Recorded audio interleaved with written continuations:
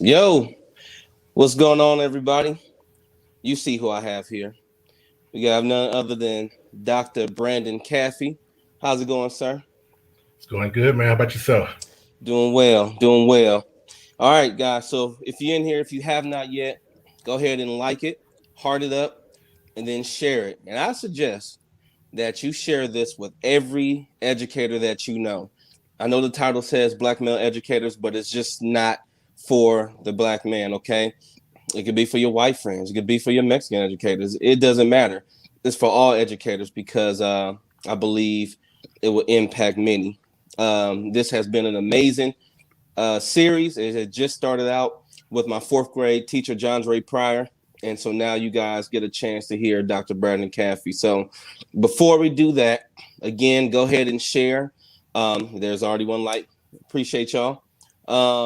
And with that being said, like we always do in every Tell It, this I like to give a highlight, all right, a business highlight. And this will go to King's Embroidery and Screen Printing. All right. So before we get started, I always like to do a local shout out so people get a chance to know the business that's out here. He is the one that actually made this shirt. So if you have not grabbed the Tell It shirt yet, hit me up. I'm putting something together, right? So I could just have it all online. But as of right now, just go ahead and inbox me your size and style. Have a black long sleeve as you can see, and a gray short sleeve. But this is Mr. Fonzel King, and he has King's Embroidery and Screen Printing. Also, he is hiring. So if you want to learn the trade, he is hiring. He actually has a building that's coming up. He's actually taking over a building. So he's going to have his own store right here in Normal. So go ahead and hit him up. That's his Facebook page. Go ahead and like it. And he's going to actually be giving away shirts. So if somebody right now can go ahead and comment on his page, the first 2 people will get a free shirt. So I'll remind you again. So go ahead and like his page and go ahead and leave the comment on there so he can know who to award this shirt to. And I think, let me see what else I got here. I think that's all the announcements. So go ahead, hit them up. And that is our business highlight. Again, King's Embroidery and Screen Printing. Go ahead and hit them up if you have anything that you would like done, any shirts, any organization that you're a part of. He will get it done in a timely fashion. And you don't have to just live here. He'll definitely ship it out there to Cali. He can ship it out there to Georgia, whatever you want. He's definitely available. All right. But thank you guys for coming in. This is part 2 of our series of Black Male Educators. And we're discussing on this topic because the Black man in the classroom is very rare, but yet is very vital. And again, here are the numbers. 80% of this field is to white women, right? White female teachers. The other part to think about, I want to say, I won't get my numbers wrong, about 40% of it are to other ethnicities. But for the Black man, it is less than 2% in all of America.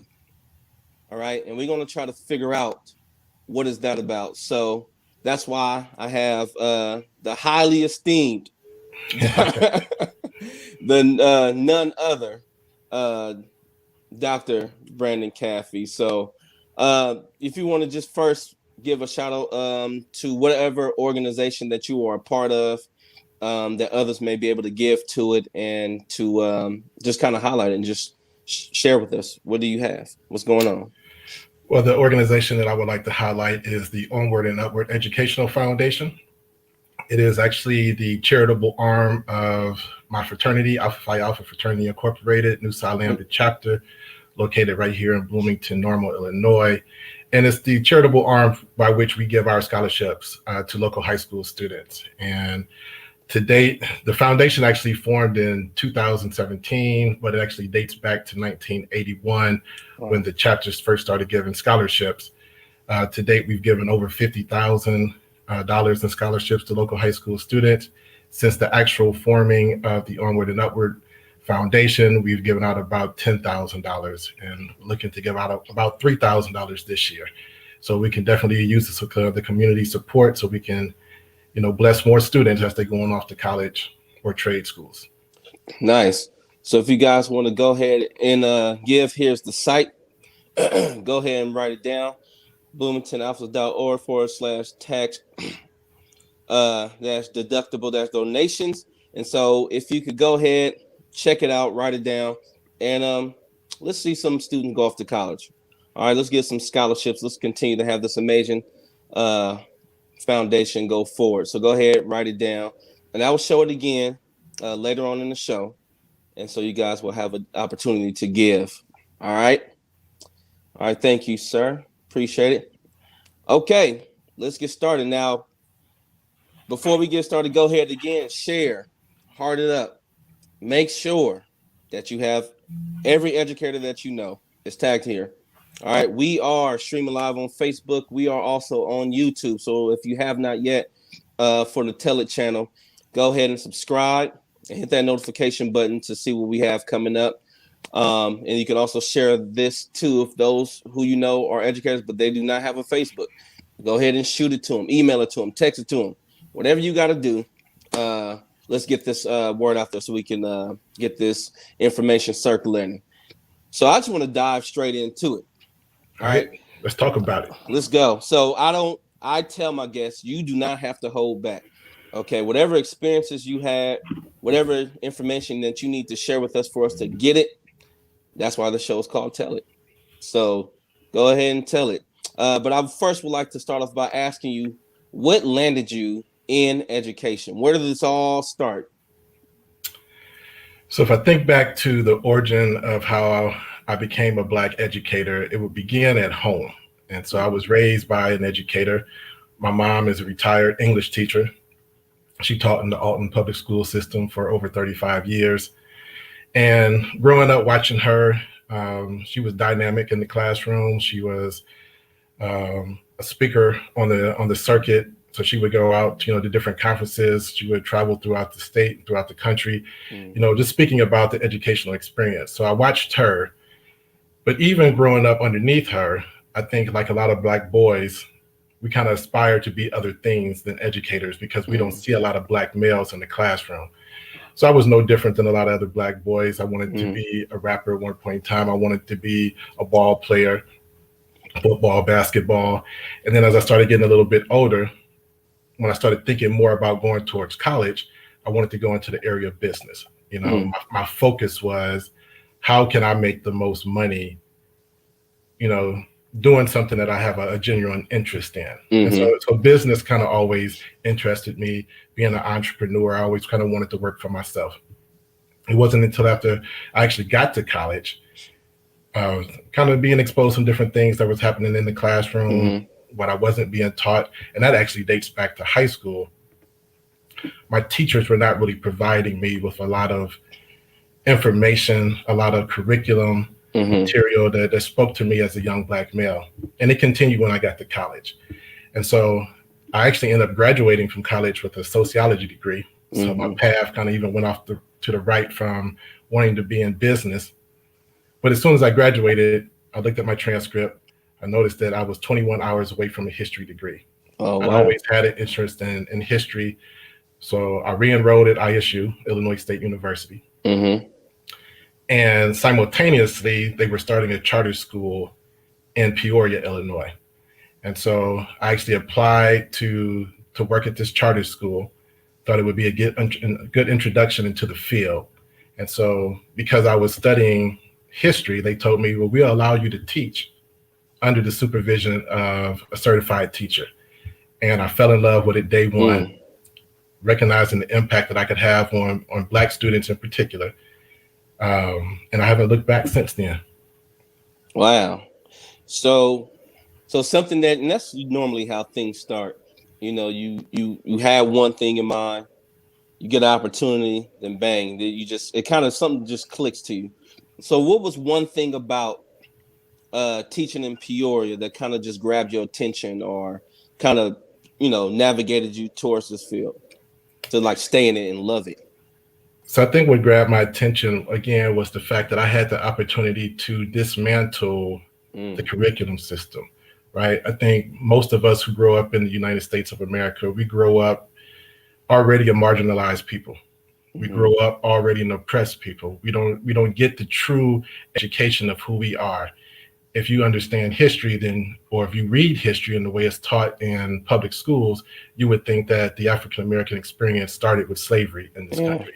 Nobody teaches you that there were African American people or people from Africa in the Americas before 1619. Mm-hmm. You don't get that information, and so having the opportunity to tell a different narrative and to encourage Black students is what made me fall in love with it. Mm-hmm. And then it made me realize what my purpose was over any passion that I may have had for making money, that my purpose of being an educator was much greater than what I thought I really wanted to do in life. Mm. So that was rectified day one. The day one that I looked at those children's eyes and saw that they were getting information that they had never been given before, there was Mm-hmm. no way I could turn my back on that. Absolutely, absolutely. And one of the things that I like that you shared is it started at home, right? So the Absolutely. the love for education, seeing your mother do amazing things. And I think it was just already planted in you. You just didn't know it at the time. And I think something had to unlock it in order for that to come out. And I think that's what did the trick. So what did you get a chance to see as far as impact?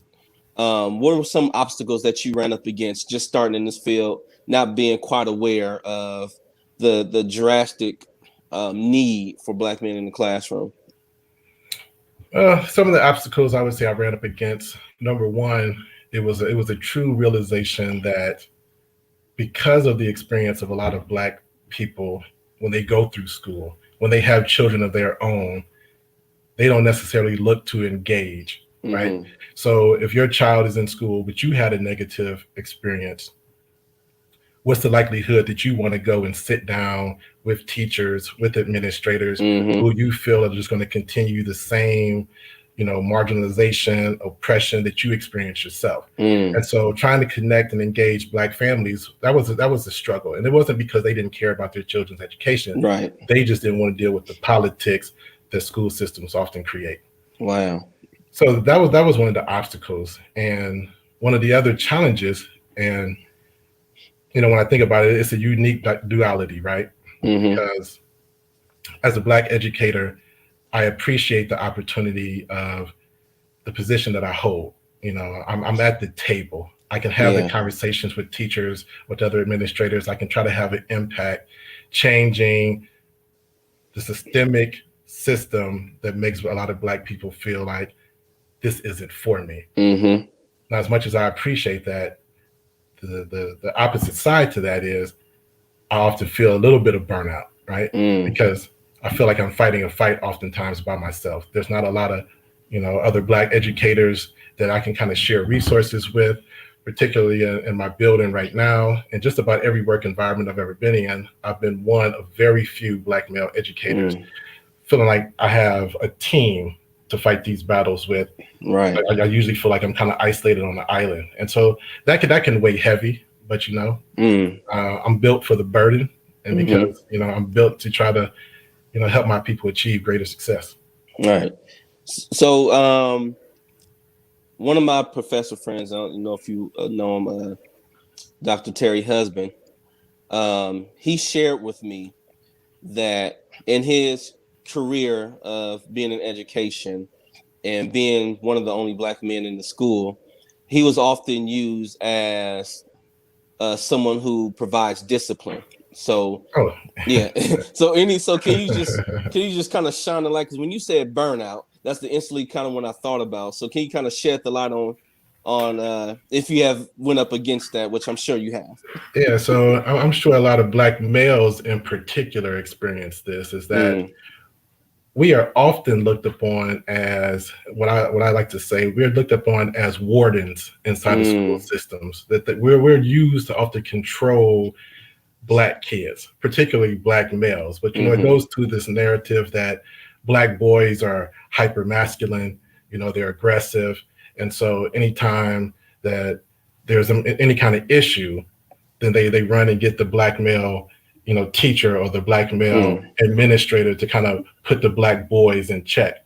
And so that is so commonplace. And it's not even just with students. I mean, even if a parent comes in the office, if that Uh, mom or dad is a little upset and they're wanting their questions answered.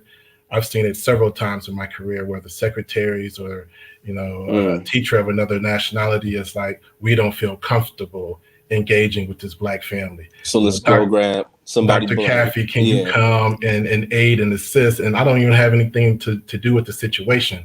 So it's just one of those other things, you know, it can kind of burn you out because you know that you're being used based on your race.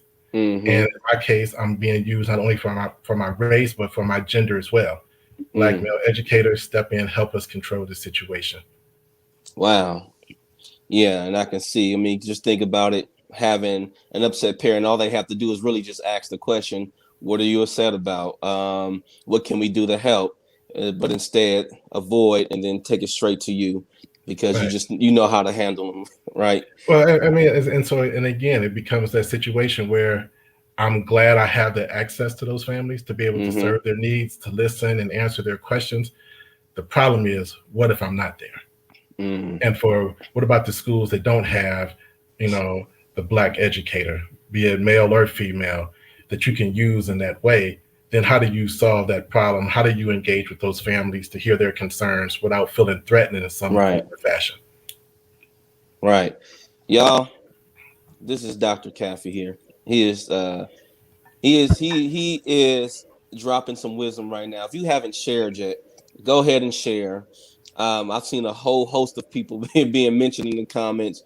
Go ahead and keep sharing because this is the stuff I believe every educator needs to know, need to understand, and we could try to better our school system for sure, not just for the educator, but for our students as well.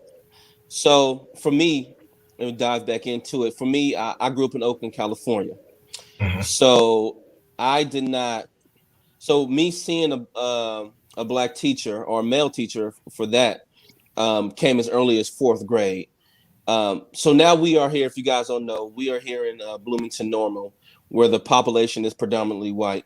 What would you say will be the first time that any student will actually find a black male educator? What grade will you say that they finally get a chance to see that? That is very situational, Okay. because if it's 2% nationally, it's probably less than 1% here locally. Yeah. And so within my school district, I'm only aware of, if we're talking particularly about black males, I'm aware of maybe one or two, probably about two black males that are at the junior high level. I'm not sure if we have any black males currently at the elementary school level. There's quite a few black females, but not any black males. Mm. And then there's a couple black males between the two high schools here in Unit 5. I'm not really sure about District 87 in Bloomington.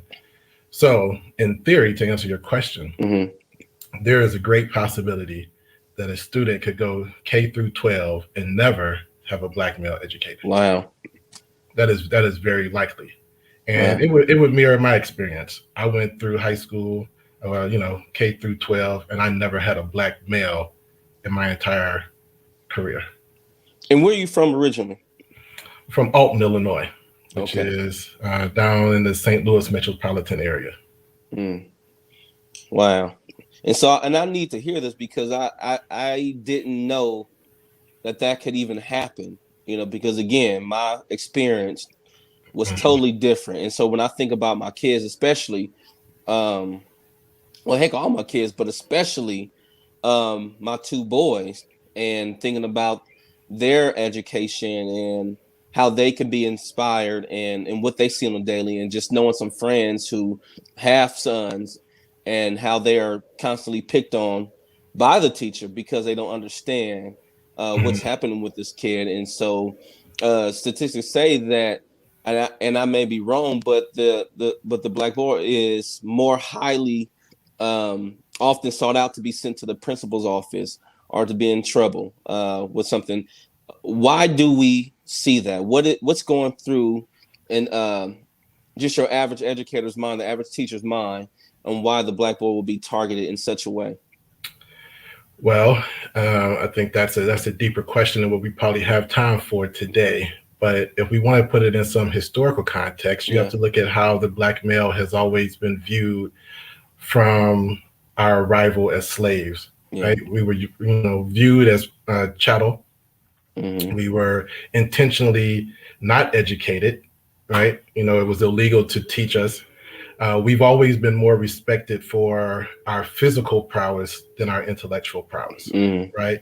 And so, if you just look at the history of blacks in America, up through the civil rights era, up and even until now, and now you look at the hip hop generation, they look and try to find reasons to say that we're a potential threat, right? Mm-hmm. I mean, you see it from the excuses that are given when our lives are taken. Well, George Floyd was too big. He was too strong. Uh, Trayvon Martin had a hoodie on. And Mm-hmm. they try to associate these different words and images of black boys to say, well, we're a potential threat. So when that comes into the classroom, that doesn't go away.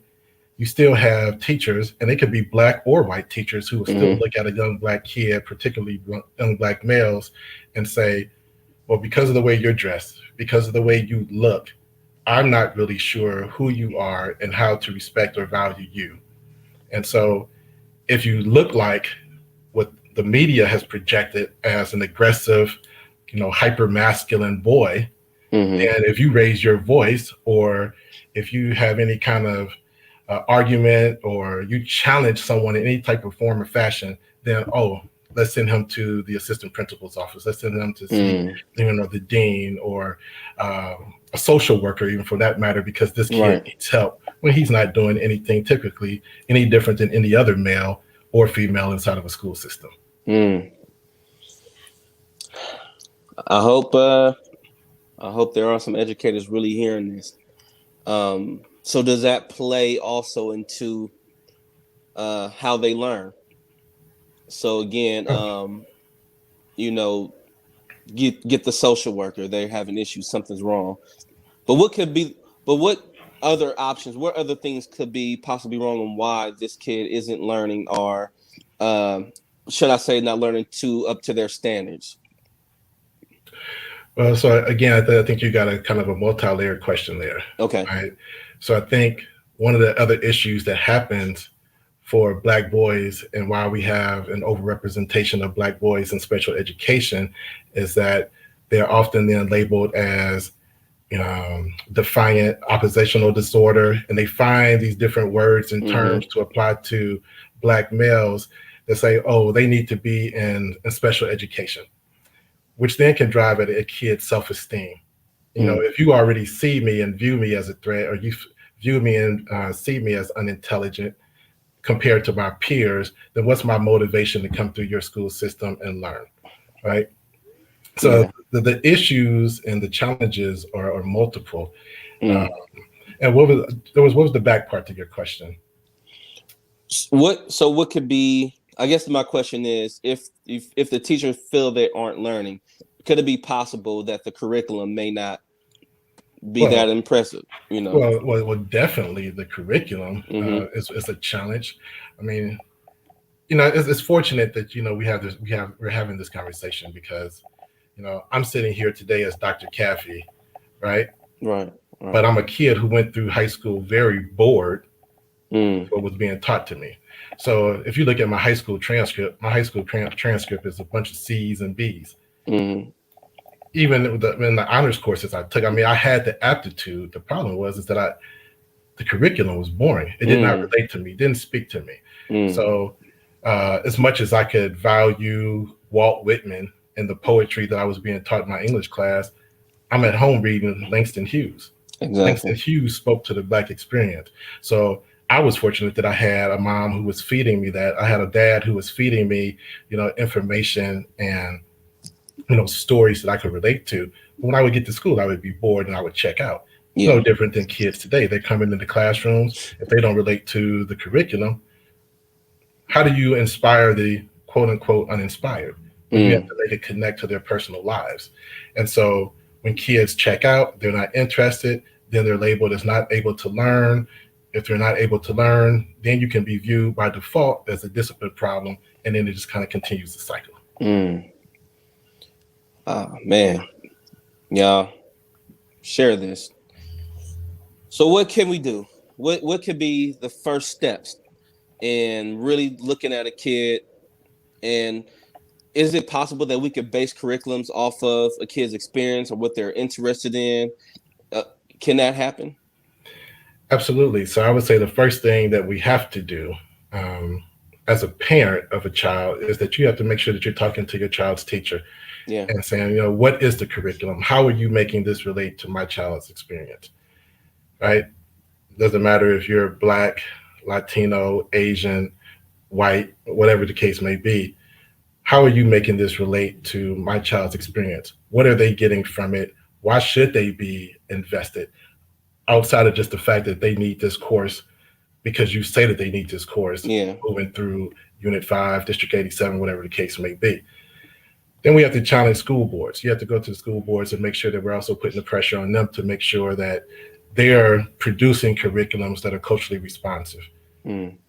Otherwise, we're just going to continue the system because the reality of it is, and I don't care who wants to debate this, schools are still taught from a middle class white perspective, Mm-hmm. right? And if we don't have teachers, administrators, parents, and even students who want to disrupt that and make it more culturally responsive, we will just continue the cycle that we're in now. Mm. Right. So essentially, everybody has to lift their voice and demand what they need so that they can feel like they're getting a quality education. Absolutely. Absolutely. Because you do see those parents that I'm gonna send my kid to school. They better respect their teacher. They better do well in class, and I will maybe or maybe not look at their report card.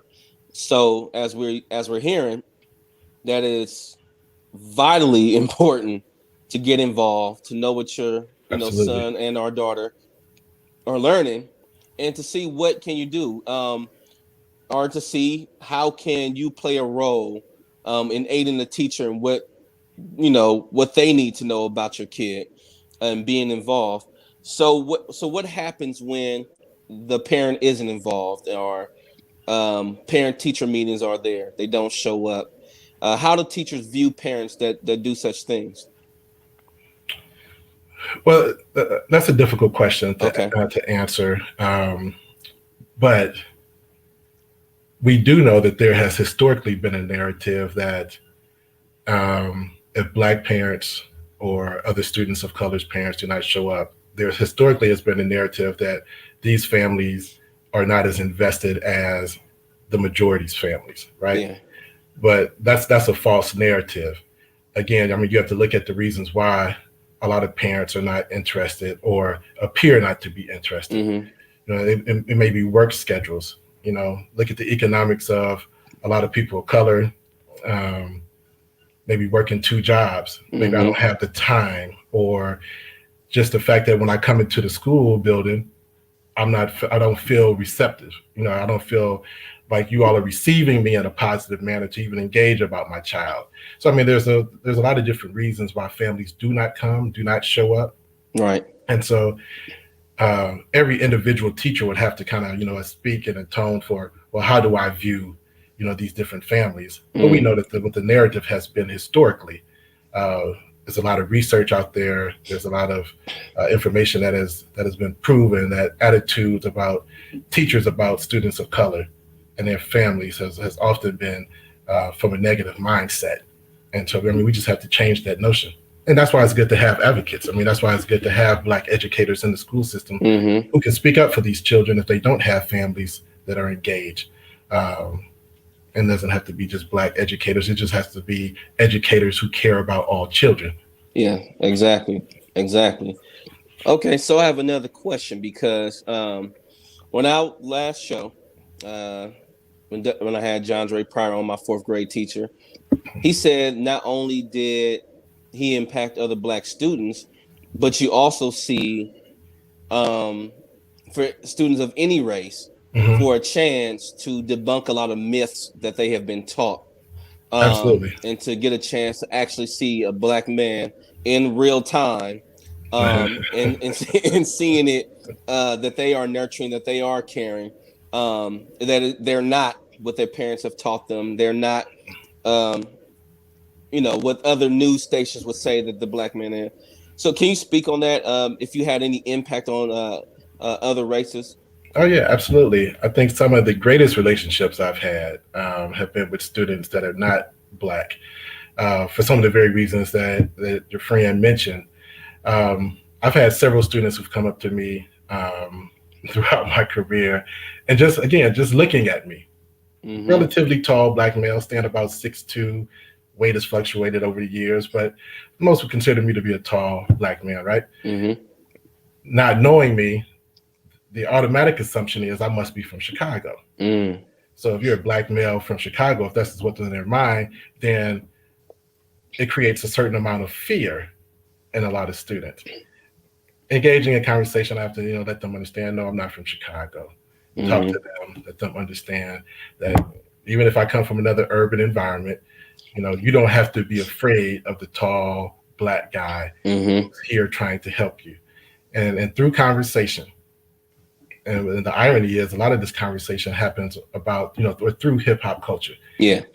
So I'm very intentional about the conversations that I have with students. I'm very intentional about the way that I dress, giving the kids something that they can identify with. Yeah. But through these conversations, I have to debunk what they've been trained to believe about black males. Mm-hmm. Now, again, think about it. The position that I'm in as a principal, as assistant principal, the different positions I've had, I'm already in a position of authority. Then you give that to a black male, a lot of kids, black included, Mm-hmm. kind of have this automatic stereotype about how I function, and that, oh, he's something to be afraid of. Yeah. Let's not challenge that black male educator. So yeah, it Mm-hmm. runs deep, and it's something that I try to fight every day, every Mm. single day. So if they went and saw Lean on Me, do you think they'll come back and see that must be Mr. John Clark? He might. It's funny. There was a period of time in my career where people, used to call me Mr. Clark. Uh-huh. It was by the nature of the school that I was working in at the time. I was a principal of alternative school for 6 years, but so I had to take some different approaches. I had to have some very real and honest conversations with kids, but it was always out of love, and I always Yeah. challenged them, just like Mr. Clark in the movie, uh, trying to push kids to be the greater good, to be the greater versions of themselves. Mm. And so, yeah, challenging that narrative is constant. And so, before we move on, just kind of give you this as an add-on, talking about how black males are viewed. So typically, Monday through Thursday, I am very intentional to wear a suit to work. Okay. And the reason I wear a suit almost daily is because what I've learned throughout my career is that if I do not have a suit on, I do not garner the same respect as my white counterparts. Mm. In the sense that the assumption and the association with black males, especially if you're affiliated with the school system, is that Mm-hmm. you're a coach. There's been several times I've been out in the community, just like I have on some school paraphernalia today. If I go out in the community and I engage with someone who I do not know, and I inform them that, hey, I work at Normal West High School, usually the first question out of their mouths is, what do you coach? Mm. And think about that. Right. I am never assumed to be a classroom instructor. I am never assumed to be an administrator. It is always, what do you coach? Now, that typically comes from people who do not look like me. And it speaks again to that narrative Right. of black male and how we're valued for our black bodies. Now, if I have a suit on, then the suit is kind of the professional, attire. So then they can't make the assumption that I'm a coach because I'm not in athletic attire. So Right. then the question has to be asked, not what do you coach, but what do you do? Right? Mm.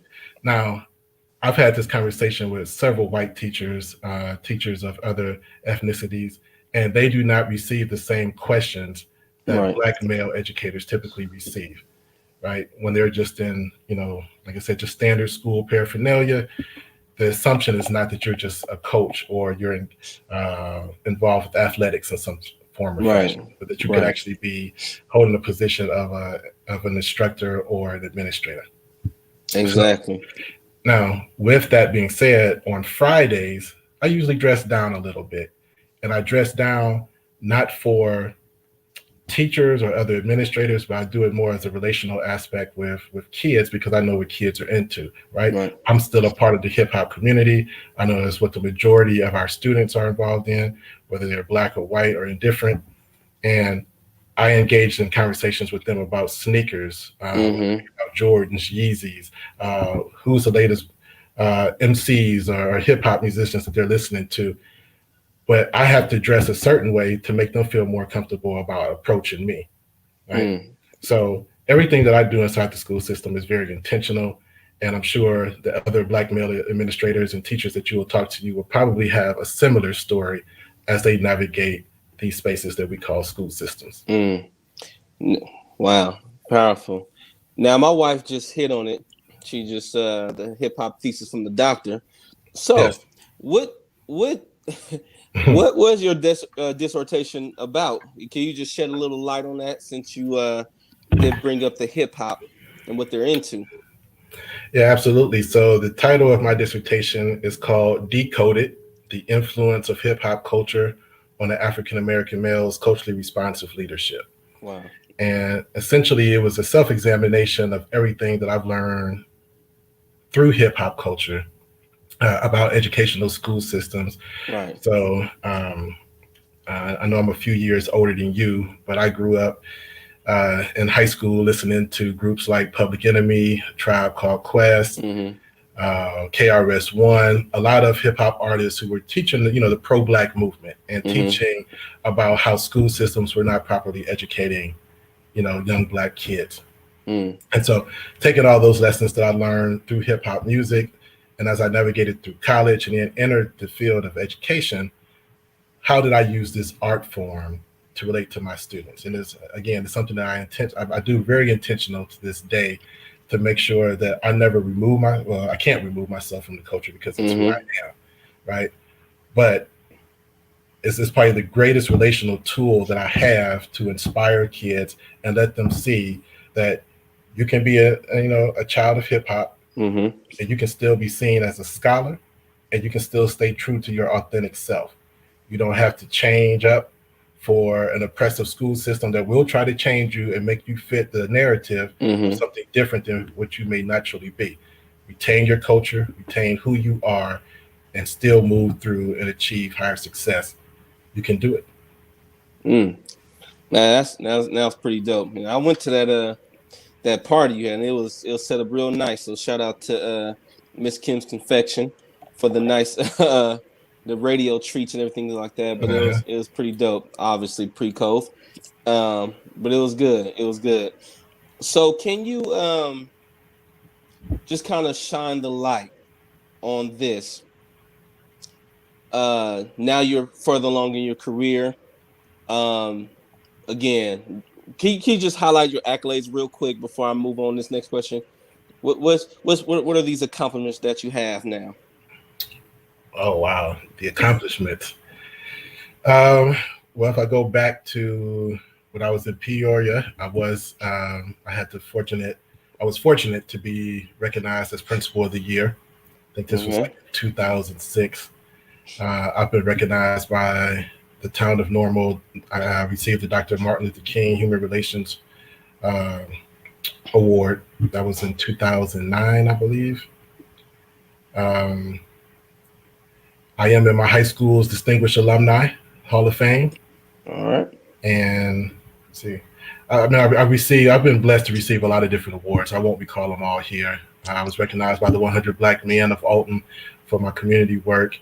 I've been fortunate. I've been blessed to, Yeah. do a lot of different work, impact a lot of different people, and be recognized by a lot of different great organizations. And so um, I'm not going to recall them all, but my wall is heavy with plaques and Nice. certificates. So with that being said, and I guess it's kind of touching on what you said. Still, with those accomplishments, do you have to still find yourself working harder or being I guess extraordinary than your white counterparts, even with those achievements, even with your degrees? Do you still find yourself fighting against that narrative again, like you said, coach? But Mhm. where you are now, Right. does that still happen? Yeah, I mean, I still fight that narrative every day. Mm, I think, in particular, for myself and for a lot of other black males, as you try to move up the professional ladder, sometimes you're met with a lot of different resistance for one reason or another. I could speculate. I think oftentimes, school districts, school systems are are hesitant to, to promote up black males, but it happens. mm, The flip side to that is I'm not too much concerned with that because again, my purpose is to educate students to the best of my ability. And so, mm, I don't do anything looking for awards. You know, mm, um, I'm just on this train trying to fulfill my purpose in life and trying to impact as many kids as I can. I'm unapologetically black. I'm unapologetic about the fact that I'm trying to help people who look like me. I'm trying to help all kids. Let's not get that twisted. But growing up as a young black kid in America, I am very intentional, and being in education is very intentional because I want to help students who I know if they don't have someone inside of the system advocating for them, um, they're going to have greater barriers than if I wasn't there. And mm. so I just have to fulfill my purpose in life. And anything else that comes my way, good or bad, challenges or praise, I'm just going to keep pushing along and doing what I believe I've been called to do. Awesome, awesome. If you have not yet, y'all share this, please. Heart it up, because there's some valuable wisdom and information going forth, man. That definitely will make me actually look at, because my daughter's getting ready to go into kindergarten, and Hmm. um, she's getting ready to go into North Point, so already we're starting to think of ways how to be involved in, you know, um, the different things that we can do as far as, like we discussed earlier, what are the teachers teaching?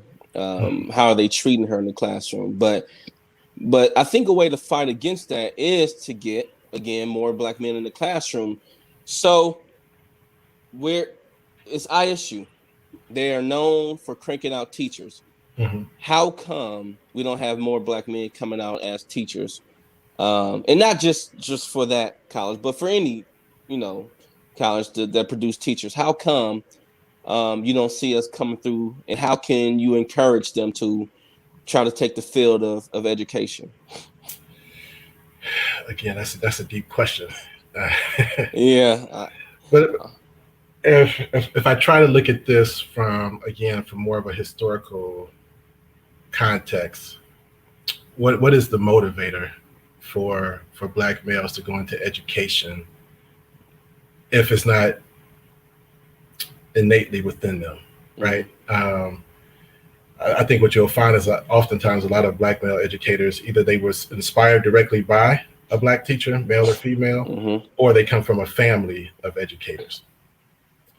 But if you just look at the average black male coming through a school system, what's really pushing them or challenging them to go into the field of education? Again, right. think about it. Most of them are being subjected to curriculums that they don't relate to. Why would they want to graduate from high school, go to college, and be educated just to repeat the cycle? Mm, Because let's make sure that this is clear. Most schools, most colleges and universities train black males to continue an oppressive educational system, mm, right? School systems don't train you to come in and be disruptive, right? And when I talk about being disruptive, I mean like challenging curriculums, challenging school policies. Even if they write that in the narrative of course descriptions, right. they're trying to produce educators for the masses, right? Right. And so I don't think it's a field um, that's eye, catching, or it's especially not going to make a lot of money in the field. Mm-hmm. So if you don't feel innately that it's your purpose, I think a lot of black males then look to other fields. And again, so if we go back and we look at it from a historical context, you came from Oakland, right? Yeah, correct. And in the community that you lived in, predominantly black. Yep, predominantly black. How many educators was in your local neighborhood or immediate community? None. None. I think I had my auntie. She was a Spanish teacher, and as far as I know, within my community, in my neighborhood, I didn't see any Okay. teacher. So I have this argument and this debate all the time with educators that are around my mom's age, a little bit older, and I have this debate. It's not really a debate, but it's kind of more of a conversation because they actually lived through the civil rights movement, right, of the '60s. One of the greatest impacts on black male educators actually came after Brown versus the Board of Education. Right. So as black people fought to desegregate schools, there was an unintentional circumstance that happened. Right. So prior to Brown versus the Board of Education, most black males and black female educators lived in their community. So you're talking about neighborhoods in which you could see the black male doctor, you could see the black male lawyer, you could see the black male educator, and these were your role models. Well, as soon as we desegregated schools, what happened to a lot of these, historically black high schools, historically black junior highs, they were almost terminated. Right? And a lot of them were pushed out because what school districts started doing was, as they desegregated schools, they got rid of the black educator and they started hiring more white educators in their places, right? Right.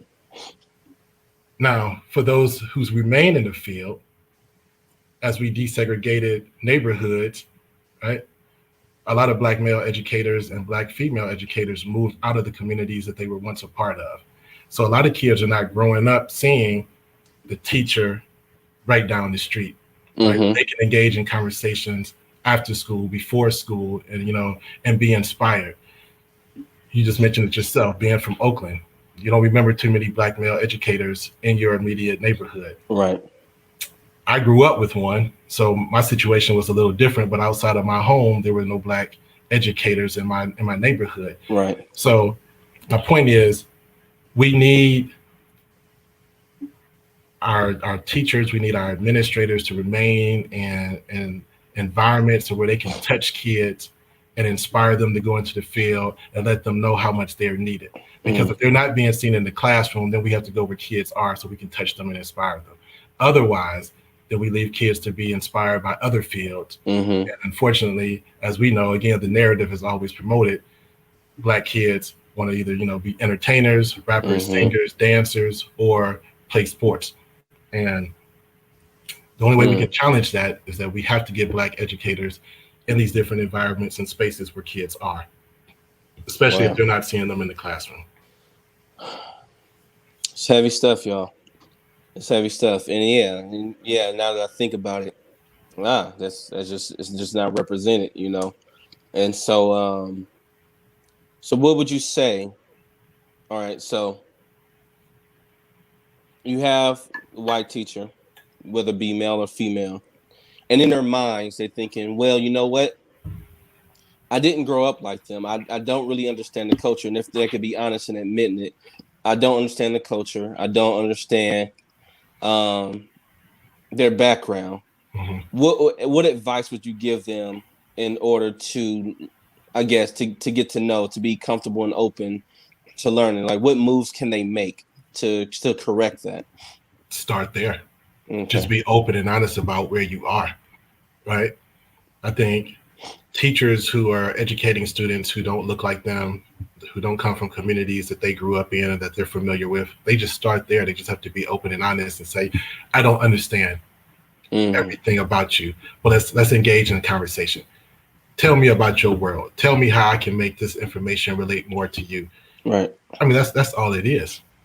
I think sometimes we try to overcomplicate things, right?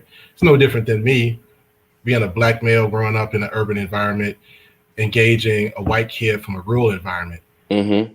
I didn't grow up, wearing cowboy boots. I didn't grow up, on a farm. But I've had several students who lived that life. I didn't understand it. Right.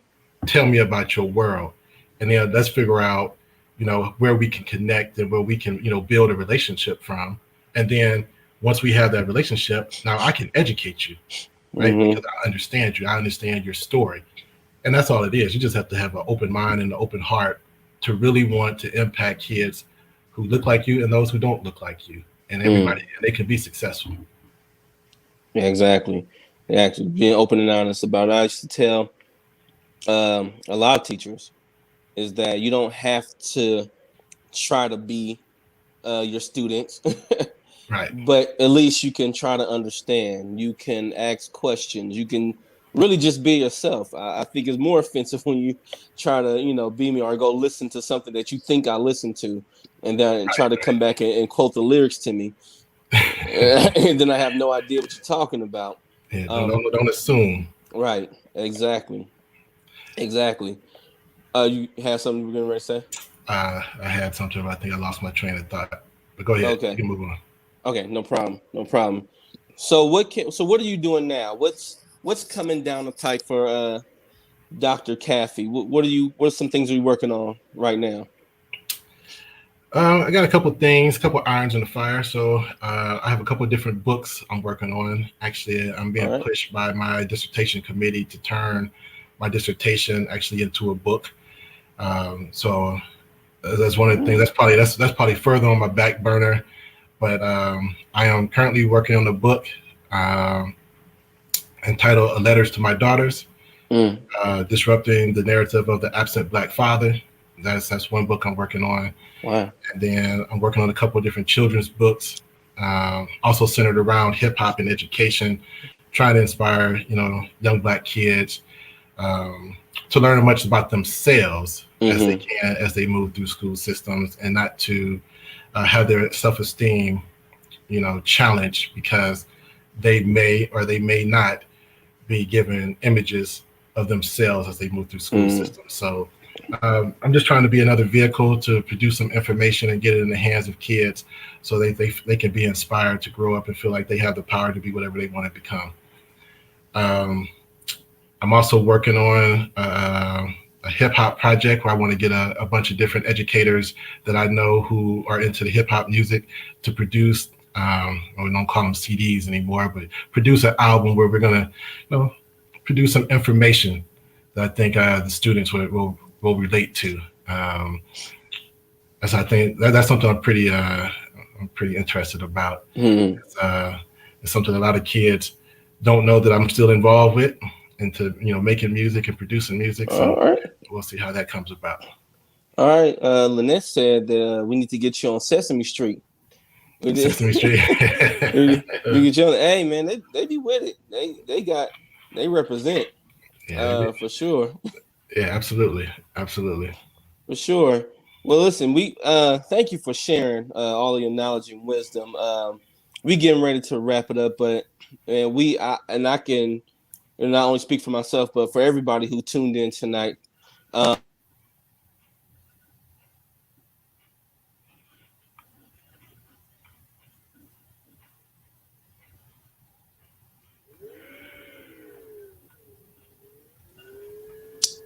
don't know why it does that. Okay, It just knocked me out, but I'm back. all right. Uh, but I can speak for everybody here and say that we have thoroughly enjoyed you. We have definitely learned something.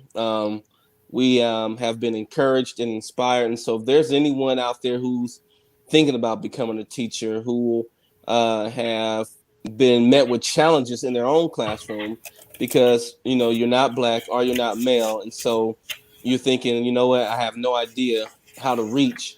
Well, if you listen to this, then you should have grabbed some nuggets, and I will actually take it after this and replay it again, and this will be coming out in podcast form. So when I put that out there, you can listen to it in your car over and over again, and go back and listen to the last episode as well. Yeah. Um, yeah, keep listening. So, if do you have any words for, I guess, any parting words for our guests? Yeah, sure. For any black male educator, since that's what the focus of this series is on, Mm-hmm. any black male who's out there who's thinking about getting into the field, I would highly encourage you to consider jumping into the field and having an impact on the children of America. Um, as my mother once told me, there's no greater profession than the field of education, because no matter what you do in life, everybody has to come by way of a teacher. Mm. Right? So it doesn't matter if you're a lawyer, you had a teacher. Doesn't matter if you're a doctor, you had a teacher. Doesn't matter what you do in life, you came by way of a teacher. And so we need more black males to get in the classroom. We need more black males in administration. We need to continue to disrupt this educational system that has for uh, centuries really marginalized and oppressed black people. We need black people to jump into this field and make a difference. So Mm. that's the only way that we're going to overcome. And you have to understand that at a basic level. Nobody's going to give us the keys to the castle unless we demand them and take them. And so, please, Absolutely. if you're interested, if you have any questions, I think you're going to produce my information. Reach Oh, out to I me. We sure can will. have some open and honest conversation about what it takes to get into the field. We can have some conversation about things that you may experience once you get in the field. But ultimately, at the end of the day, I think any challenge I've been through has been worth it. I wouldn't want to work in another profession because I know for me, like I said, I think I really found my purpose in life, and I'm here to try to impact as many kids as I can. Awesome. Amazing. And as you guys see here, his Facebook. Go ahead and add him as a friend. Go ahead and have some conversation with him. Go ahead and buy him lunch or dinner, whatever you want to do. All And that, all yeah, that. yeah, and pick his brain for sure. Again, this has been amazing. Um, if you haven't, I have more episodes coming up. Go ahead and add me on Facebook at Herbert Zill Smyer. You can also hit me up on IG at Herbert_Zeal. If you don't, did you know that I rap, Dr. Caffey? Yeah, in a prior conversation we had, you told me gospel hip hop, Yeah, right? yeah, Yeah, yeah. yeah, I'll absolutely. I'll just because all these zeals were flying around. I was like, what is zeal? That was my stage name. Okay. Uh, but yeah, go ahead and follow me on Instagram. Go ahead and add me on Facebook. Also, do not forget the Onward and Upward Educational Foundation. Now that you have heard him, now that you've heard his heart, I think that you will consider giving a donation for sure to send more of these kids to college, right? Because with Absolutely. after the conversation that we have had, we definitely need them going to college and not ending with student loan debt. We don't want that. Let's send some more. Let's put Mhm. some money in their pockets so they can go and enjoy the education. Also, if you did not forget, we have King's Embroidery and Screen Printing. If you go to his page right now and you comment, the first two people to comment, you'll win a free shirt. Also, remember, he's hiring.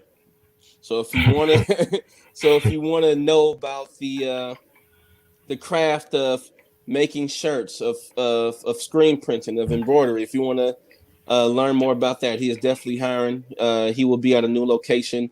He will share that quite soon. You will see it. But go ahead and like his page, and um, and go ahead and win your free T-shirt because that's definitely what you need. But again, thank you guys for tuning in. If you have tuned in by way of YouTube, go ahead and subscribe. We have more content, more things coming out. And unlike any time before, we have a next episode coming next Friday because our dear educator, his name is Chris Francois, he will be on vacation June 4th because, as you know, school is out May 28th. So he is wasting no time. We're getting out of here. So we had to put him on May 28th. But again, thank you everybody for tuning in. And Dr. Caffey, just stay on All right. um, because yeah, we can get out of here. But again, thank you guys for tuning in. Enjoy your Friday. Hope you enjoyed this. Again, you can share this even after this. Share, share, share. Put it in the hands and the ears of people that you believe need to hear this, even if yourself. need to continue to listen to this, go ahead and continue to replay it. Let's get this moving. All right, let's get this moving. Let's get Tell It out there, because it's not about me at all. Is every episode is about our guests and what they have to bring and the topics they have to talk about. So again, we holler at you guys later. We out of here. And I will see you guys next week. Peace.